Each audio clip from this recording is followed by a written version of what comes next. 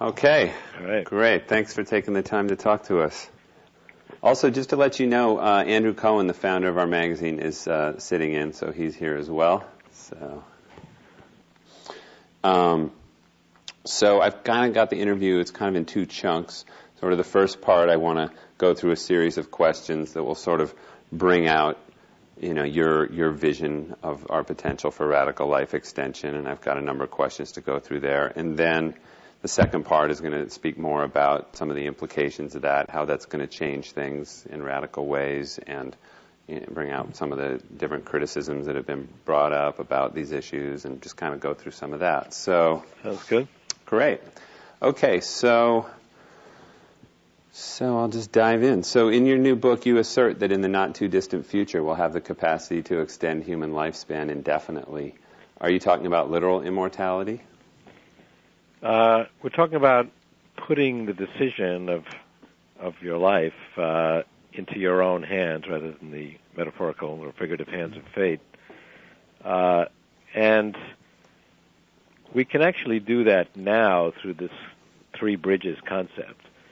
Whereas we don't literally have all the tools we need to extend longevity indefinitely at this moment, and if all science and technology were to stop,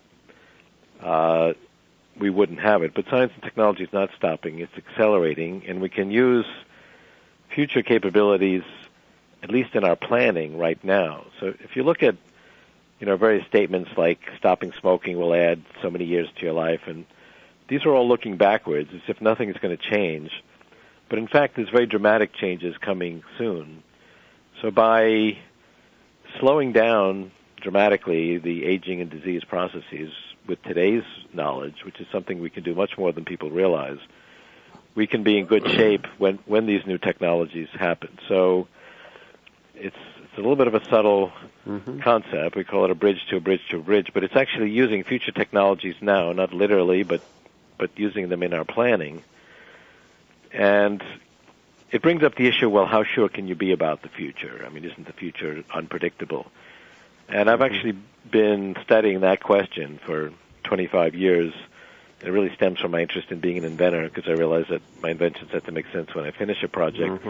And most inventions fail not because the inventor or the R&D department can't get it to work, but because the timing is wrong. Not all the enabling factors are in place when they need to be. And so about 30 years ago, I became an ardent student of technology trends, and I began to gather data in many different fields and build mathematical models. And this has taken a life of its own. I have about 10 people now that gather data on many different technology trends, including now the biological sciences, and we build mathematical models. And it turns out that certain things are hard to predict. I mean, if you ask me, will Google stock be higher or lower than it is today 3 years from now, I could give you a guess, but that's all it would be. If you ask me, what will the next wireless standard be? Will it be CDMA or G3 or WiMAX? That's also hard to predict. But if you ask me, what would 1 MIPS of computing cost in 2010, or how much will it cost to sequence a base pair of DNA in 2012, or what's the spatial and temporal resolution of non-invasive brain scanning in 2014, I can give you a figure that will be remarkably accurate. In fact, I've been doing that, and I have a track record of predictions based on these models, because these types of measures of information technology, many different kinds of measures, adoption rates of the Internet, number of nodes in the Internet, I mean, it lists 100 different things. It goes way beyond Moore's Law, and they track in very smooth exponential progressions. The price performing of computing has been growing very smoothly in a double exponential progression for 100 years, long before we even had transistors and integrated circuits. So these things we can predict very accurately. I wrote a book in the 1980s, The Age of Intelligent Machines, came out in 89, with hundreds of predictions about the 1990s and the early 2000 years, which proved to be quite accurate, including prediction of the World Wide Web and when computing would take the World Chess Championship and the effect of computing on destroying totalitarian control in the Soviet Union, things like that. We really can predict the capabilities of these different information technologies at future times. And the future is much more different than people anticipate, because it grows not linearly but exponentially. We're doubling the price performance of all of these information technologies each year, which is a factor of 1,000 in 10 years, 1,000,000 in 20 years, which is really quite daunting. And I'll just give you a few examples of that. It took us 15 years to sequence HIV. We sequenced SARS in 31 days. It costed $12 to sequence one base pair of DNA in 1990, a penny in 2000. It's under a tenth of a cent now. Wow.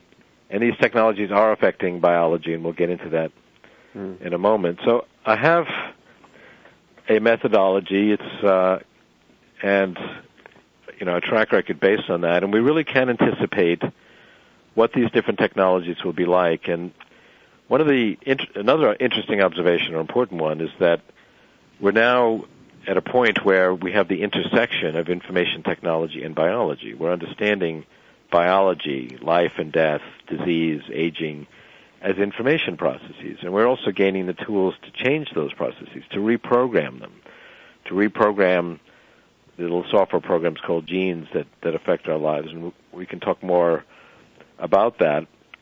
But we're in the early stages of that revolution, the biotechnology revolution. In 10 or 15 years from now, we'll have the full fruition of that biotechnology revolution, where we can really reprogram these information processes, and that's the second bridge.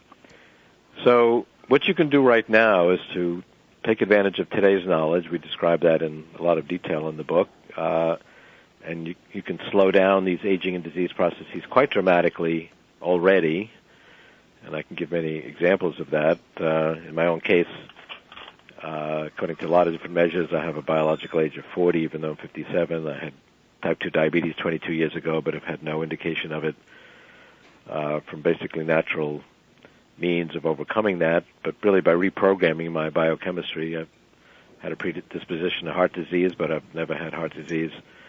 And I have a completely different biochemistry than I would otherwise have. And the objective is to use these, what we call Bridge 1 methods, which is applying today's knowledge aggressively, so that we can be in good shape as these new technologies in Bridge 2 become available. That will take us to the third bridge, or the nanotechnology revolution, where we can ultimately rebuild our bodies and brains at the molecular level and go beyond the limitations of biology. And the key insight there is that biology, while it's remarkably intricate, it's very clever, it's complex, it's far from optimal. One exciting example is the fat insulin receptor gene, which basically says hold on to every calorie because the next hunting season may not work out so well. And you have to remember that our genes evolved tens of thousands of years ago when conditions are very different than they are today. For example, it wasn't in the interest of the species for people to live very long, because once you were done with child rearing, which was generally maybe age 30, you were just using up the sort of limited resources of the clan. And so longevity was not selected for. But there were genes that were appropriate for the time, like holding on to every calorie, because calories were sort of few and far between, unlike today's supersized meals. Well, if you inhibit that gene, when scientists inhibited that gene in mice, those mice ate ravenously and they remained slim, and they got the health benefits of being slim. It's as if they were doing caloric restriction, but while actually doing the opposite. They didn't get diabetes, they didn't get heart disease, they lived 20% longer, and were slim despite doing the opposite. So a number of pharmaceutical companies have noticed that and are pursuing inhibiting the fat insulin receptor gene in fat cells, which would be quite a blockbuster concept. And that's just one of our 23,000 genes. So we're getting these tools to really reprogram our biology and the biochemical information processes underlying our biology. And we're not far from being able to overcome diseases like heart disease and cancer, type 2 diabetes, stroke, the major diseases that kill 95% of us. So just one thing. So you're so far you've been speaking about inhibiting the disease, stopping the disease process,